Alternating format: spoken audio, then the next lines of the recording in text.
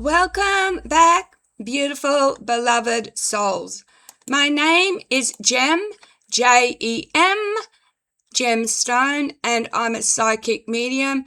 I'm also an author, and on my channel you will find various content.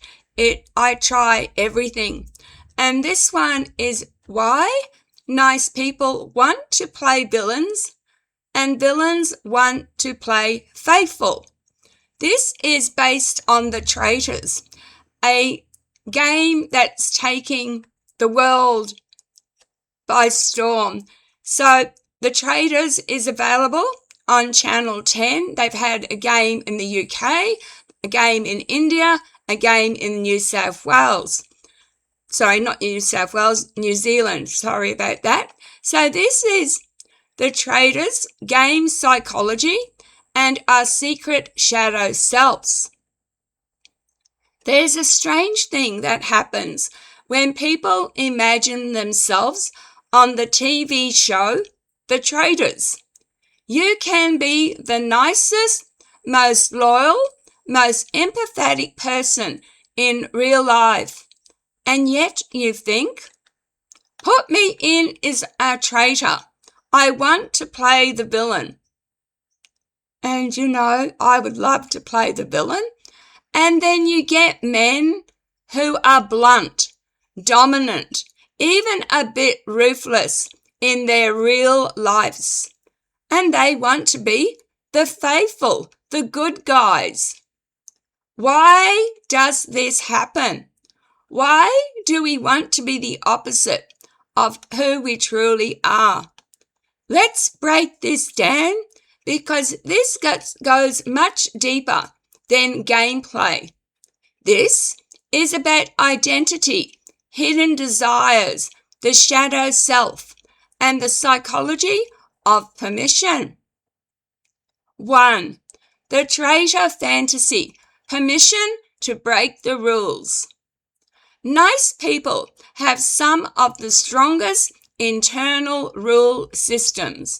They don't like hurting others. They don't manipulate. They don't lie in daily life. And if they do, they feel guilty. So, for them, choosing to be a traitor is like doing something psychologically forbidden. A controlled environment gives them permission to do what they would never do in real life. The show becomes a playground for the shadow. The show becomes a safe container for mischief. The show becomes a guilt-free place to outsmart people. It becomes a chance to be bold, assertive, and powerful. It's rebellion without consequences. It's not that they want to hurt anyone. They want to stretch parts of themselves they never get to use. 2. The shadow self wants expression. Carl Jung said we all have a shadow self, the side of us that contains ambition, anger, power, rebellion, selfishness, desire, strategy. Nice people suppress those traits in everyday life. So, when a game gives permission to use them, the shadow says, "Let me out." Playing the villain becomes a safe way to integrate come on, Jem, I'm having trouble pronunciation today. To integrate hidden parts of yourselves. So playing the villain becomes a safe way to integrate hidden parts of yourselves. 3. Villains want to prove they're good.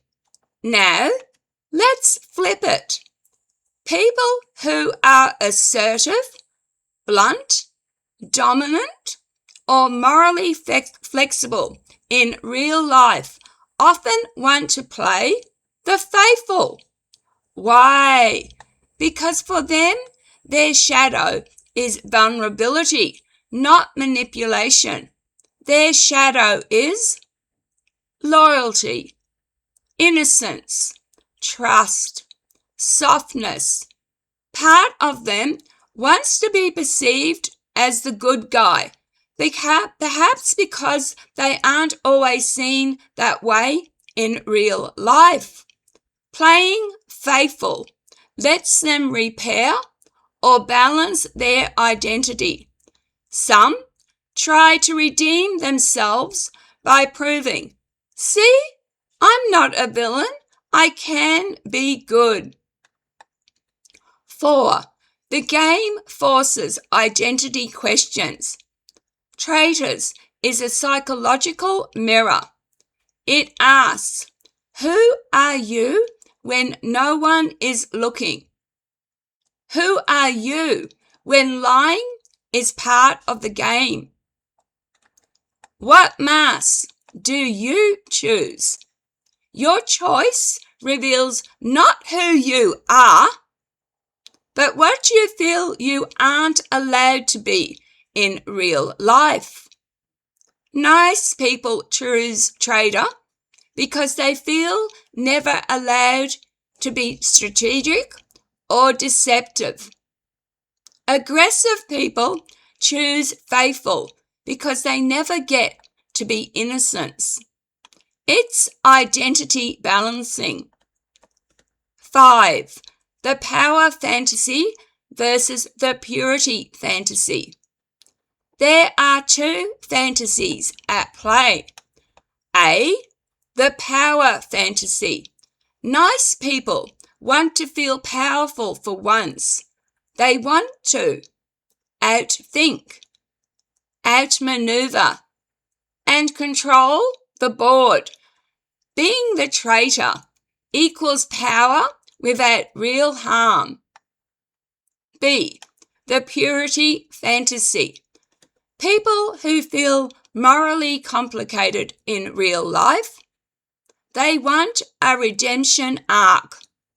They want to be the honest one, the loyal one, the person the group trusts. Faithful equals a chance to be the hero. We don't choose roles we already embody.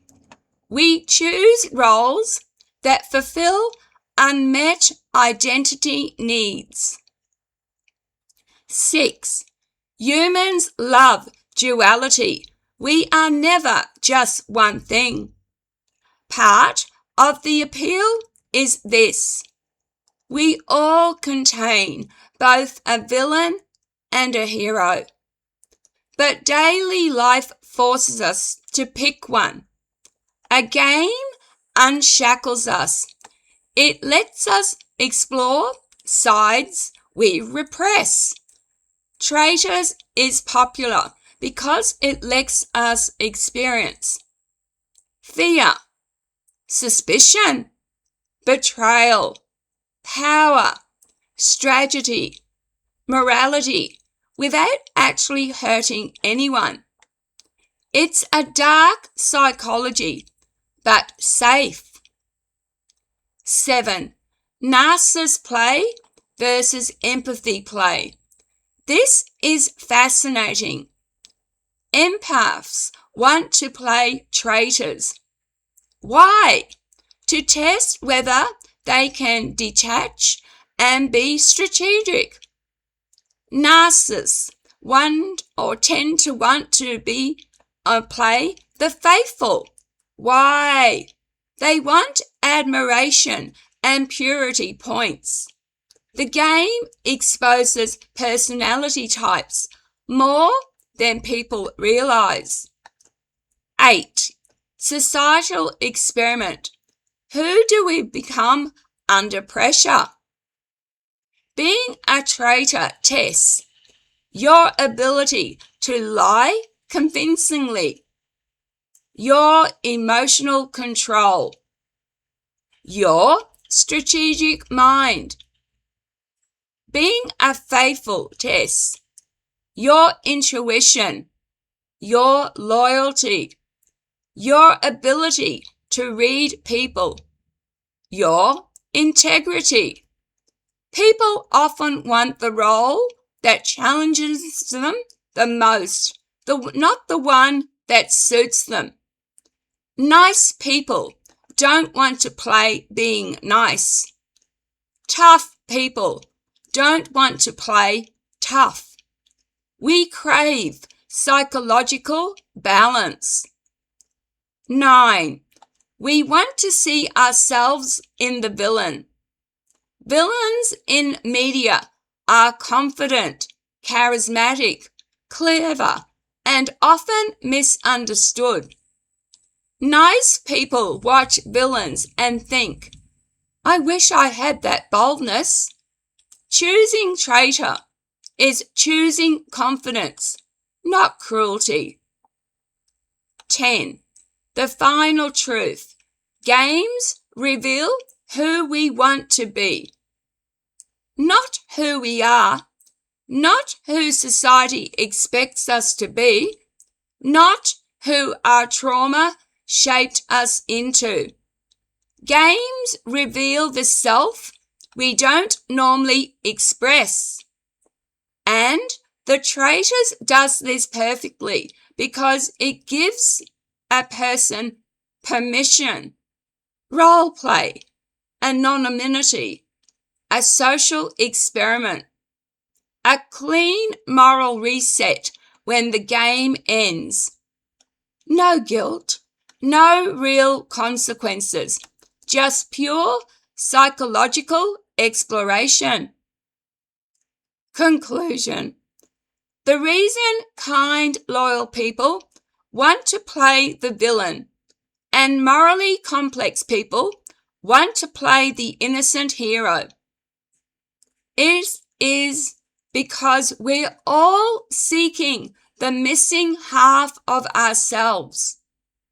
Games like the Traitors let us explore our shadow, our secret desires, our unexpressed traits, and discover who might be in a different version of our life. So let me repeat this. Games like the Traitors let us explore our shadow, our secret desires, our unexpressed traits, and discover who we might be in a different version of our life. Let me know, dear beloved ones, in the comment, would you, in the game of Traitors, be the villain, or would you be the hero, and why? As I said, I would be the villain. The thought, I'm a very mischievous person at heart, and the thought of secretly killing someone is funny as, because normally in life I'm Mrs. Nice Guy, and to be the role of a villain would be extremely satisfying. So what would you be? Please, if you're going to leave a comment, do so with respect. Thanks very much for watching. Please be kind to each other and to yourself. And remember, in real life, I do push this kindness. The world would be such a better place if we were more respectful, if we tolerated more, if we were kinder, loving beings overall. And in a real world, I would hate to be the villain, because the villain comes with such a downfall and such horror.